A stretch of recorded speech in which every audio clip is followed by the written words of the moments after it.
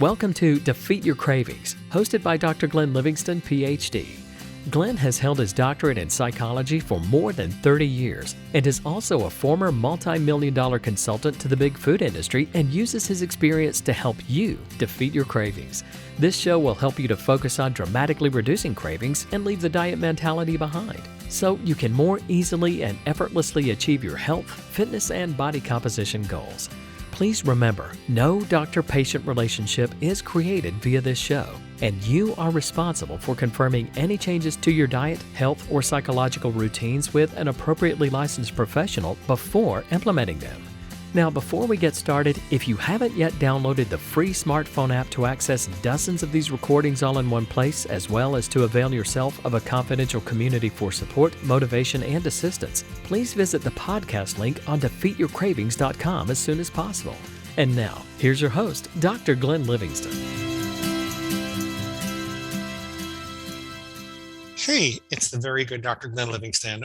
I'm here with the nicest person named Emily, who said we could record her session so you can benefit from her experience and strength and wisdom and hope, as well as her trials and tribulations and stumbles and falls. Right, Emily? Yes, thank you. Thank you for coming on. What if we start with a little bit about your food background? What was it like? Then what happened? To put numbers to it, my food problem score was a 75.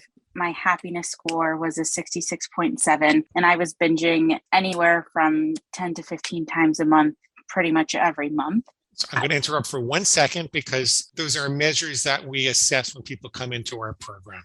So I don't think people will be familiar with what a food obsession score is, but the higher your food obsession, the worse it is, right? Yes, exactly. Okay. I'm in my late 20s, and this has been ongoing through my whole life. I can remember feeling very possessive of food as a kid, wanting to hide it. It got worse in college. I was never not overweight. I was just overweight to varying degrees. And the older I got, the more I seemed to binge and the more creatively I was binging. So I found it through a wonderful friend. I was staying with her for a couple of days. I could tell that it was an awkward thing for her to share because she was like, okay, sometimes the word binge, I don't know how you think of it, and there's a pig, but I have this book you can read if you're interested. I mean, I already knew that she was a very genuine friend, but the way that she was very careful in presenting it, I knew that there must be some hard truths to come, but that also she cared enough to be very sensitive and share that with me. And so Nicole had introduced me to your podcast and your book. And I spent a cross-country flight listening to podcasts nonstop. And I started some food rules on my own late August, early September. And then I joined the September intensive. And then what happened? And then everything changed. To compare numbers 4 weeks later, my food problem score had gone from that 75 down to a 0. Down to a 0? Yes. That means you were not obsessing about food at all anymore? Correct. Okay, I definitely want to ask you about that, but go ahead, finish your scores. And then my happiness score had gone up from a 66 to an 80. Whereas I had been binging anywhere from 10 to 15 times a month, I had not binged at all over the last 4 weeks. Beautiful. It's still kind of new. Tell me what happened. Had you experienced anything like this before in your life? And a lot of people have been on a diet and binge roller coaster. I'm just trying to distinguish it from things that might have happened before. I hadn't really done anything like this before. I had just tried to be a happy fat person for the most part and sort of ignored the problem. I hadn't done every diet out there. I hadn't even acknowledged or consciously ever really made a plan, except for one time that I had done a lemonade cleanse. And so for a month, I only drank lemonade, and I did lose a significant amount of weight. And then I gained it all back and then some. But that was my only real attempt at a diet. Are you doing this month by starving yourself like that, or what? Not even close. I described to my coach, Harry, that I feel like I'm losing weight without even trying. My first rule was very impactful, which it was designed to be. And just by not thinking about how much or when or if I should eat something, just knowing that my rule is that I don't eat processed sugars and dessert foods, that I just don't have to think about it. And just avoiding that one thing is what I attribute to even now, a month and a half, 2 months after I started, being down 15 pounds. Wow. Okay. So you're losing weight pretty quickly? About 2 pounds a week.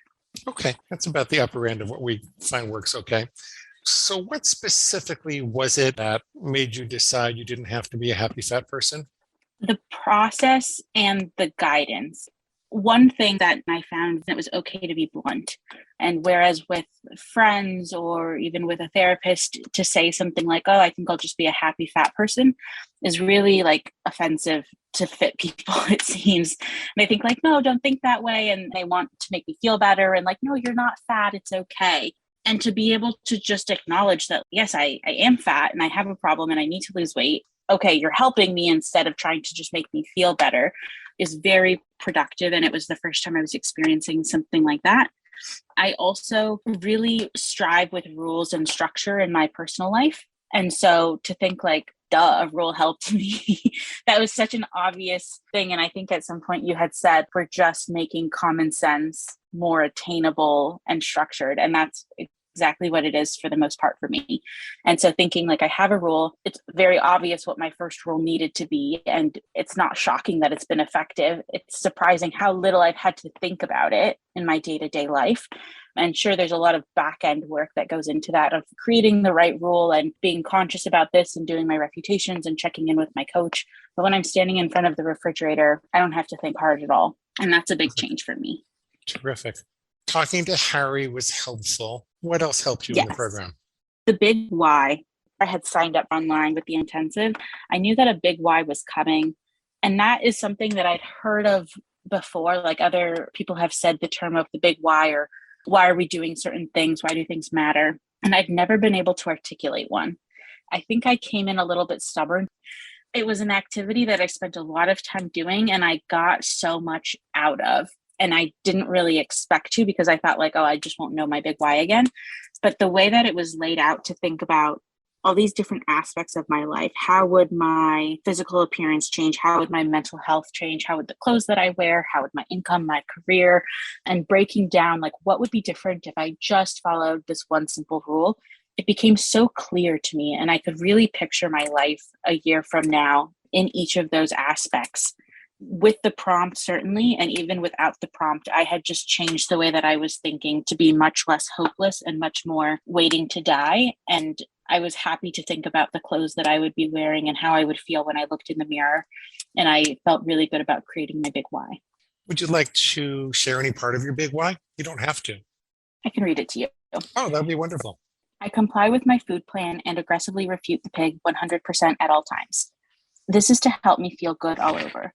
My body will stop suffering with knee pain, swollen feet, back pain, labored breathing, and fat rolls. I won't think twice about what chair to sit in or if it can hold me. My nephews and I will have fun running and playing together. I will get down to the floor and back up with ease. I will be comfortable to fly regardless of who I sit next to and won't worry about my fat spilling onto their seat. I won't even think about how to maneuver my body in a public bathroom stall. I've recently earned a promotion at work, and I will increase my confidence in leading trainings and meetings, as well as giving my opinion in leadership meetings. A year from now, I will be earning another promotion. I will enjoy wearing stylish clothes that fit well and accentuate my professionalism and confidence. I will walk proudly owning who I am and that I matter. I will even date and have sex. I will have clarity to know I don't have to do anything I don't want to. I'll appreciate my body and what it is capable of. I won't worry about my nephews waking up next to me and me having died in my sleep. I will be confident that diabetes won't be a part of my life, regardless of my family history. And that is why I comply with my food plan and aggressively refute the pig 100% at all times. How beautiful. What a good job you did with that. The impact that that has on you is what? You wrote that and you know what you're striving for now. How does that make it easier to go day in and day out not having processed sugar? So it reminds me of the direction that I'm going and that there is something to live for. It goes hand in hand with my food plan in that when I'm making decisions, I think about the food plan. And at the beginning or the end of the day, when I'm setting my intention for the day, I think about my big why. And even throughout my day too, I might notice a couple of weeks ago, I was playing with my nephews and we jumped up from the floor to go do something else. And I thought, oh, that was actually really easy. Or I ran upstairs to go grab something and I came back down and I thought, oh, I'm not out of breath. When was the last time that happened? And so it makes me more aware of the day-to-day signals that reinforce I'm going the right direction. Beautiful. What about the refutation process? Has that been helpful to you? It took me a while to get into the refutation process because I didn't think that I was hearing pig squeals. And so Harry had reminded me and encouraged me to even do a preemptive refutation then. And so for the first couple of weeks, I felt like I was only doing preemptive refutations. And then I did start to realize, okay, here's a pig squeal that I'll refute. And that seemed to be pretty straightforward. I was relying heavily on willpower. And so I would look at a cookie and hear the pig say something of like, oh, just a little or just one. And I would just think, nope, moving on. And so that was a short term, definitely worked. But I realized soon that I needed to have a proper refutation to be able to not rely on willpower so long that the willpower would run out. And so now I am a refutation fan. Great. Terrific. Is there anything I should have asked you that I didn't ask you? No, I think we talked about everything. Do you have any questions for me? Any way I can help No, you? I'm feeling pretty good at the moment. Emily, terrific. I'm glad that you found us. I'm glad that it's working for you. Glad you're connected to your coach and you're doing refutations and working your way through the process. Keep going. Just keep going. Thank you. I appreciate your time. Thanks for taking the time, and I'll talk to you soon. Okay, thanks, Glenn. Thanks, dear. Bye. And that brings us to the end of today's broadcast of Defeat Your Cravings, hosted by Dr. Glenn Livingston. Now, if you'd like to find out more about the products and services Dr. Glenn offers to help you dramatically reduce your cravings and stop overeating in 90 days or less, please visit defeatyourcravingscoaching.com. That's defeatyourcravingscoaching.com. Thanks.